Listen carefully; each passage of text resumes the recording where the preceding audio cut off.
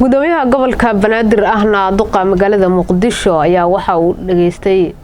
qaar ka mid ah bulshada ku nool degmooyinka gobolka Banaadir kuwaasi oo cabasho ka keenay qashin weynaha Muqdisho. gudoomiyaha gobolka Banaadir Cumar Maxamuud Maxamed Cumar Filish ayaa waxa uu xarunta dawladda hoose ee Xamar kulan gaar ah kula qaatay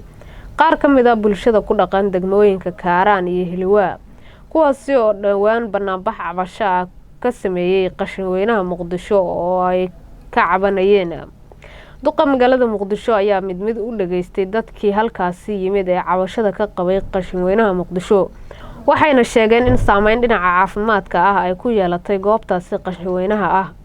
gudoomiyaha gobolka Banaadir ahna duqa magaalada Muqdisho ayaa sidoo kale waxa warbixino kala duwan oo quseeya qashin weynaha Muqdisho iyo dhibaatada ka jirta uu ka dhageystay gudoomiye ku-xigeenka arrimaha bulshada ee gobolka Banaadir Basma Caamir Shakeeti iyo gudoomiye ku-xigeenka howlaha guud ee gobolka Banaadir Aadan Sheekh Fiidow. qashanka kaawada waxa raacad la keenayo oo urkiisa iyo qaaciisa iyo tasxiga iyo booyadaha iyo musqulaha waxay ka soo qaadayaan ku shubaya intaas ayaan ka cabanay. gudoomiyaha waxaan ka codsanaynaa iyo mas'uuliyiinta kaleba wixii qalad ah oo aan galna meediyaha u gudubna iyo wax naga fakadeen in uu naga cafiyo waxa la yiraahdaa kulliya mantagba ma rabta kula ma gaarana la yiraahdaa codsiyaan wadana codsigeeni shalay dadka oo noo soo diray gudoomiyuhu iyo noo yimideen waa naga ajiibeen maantay inaan asigana u mahad celino annagana uu yiraahdo waxa aad sameeyeen oo kale markaad aragtaan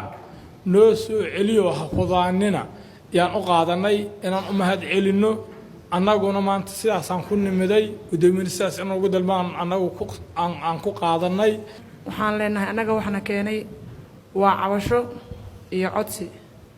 gudoomiyaha annaga waxana dhibay waa qashin zaid ah oo gurigeena aan ka joog weynay ilmihi aan ka hayso weynay albaabka xataa lama furi karo xataa dariishad marka gudoomiye annaga waxna keenay waa cabasho iyo xanuun fara badan qaaciisan oo zaid yahay aan xamil weynay mudana gudoomiye waxaan rabnaa in aan wax nooga qabato insha Allah. gudoomiyaha gobolka Banaadir ahna duqa magaalada Muqdisho Cumar Filish waxa uu sheegay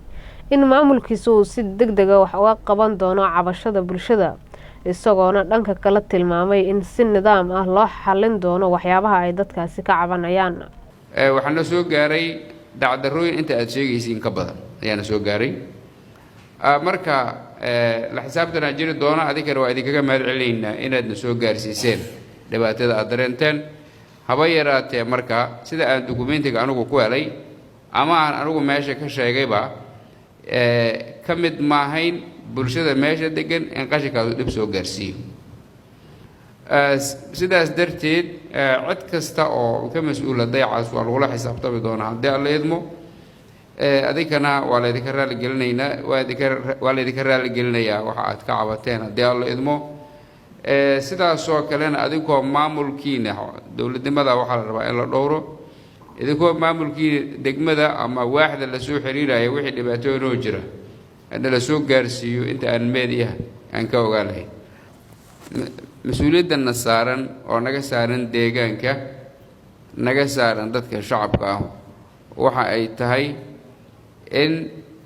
in dadka wixii daryeeloo la gaarsiin karo la gaarsiiyo laakiin nooguma jirto yacni waajibaadkeena shaqo in dadka aan anagu dhib u geysano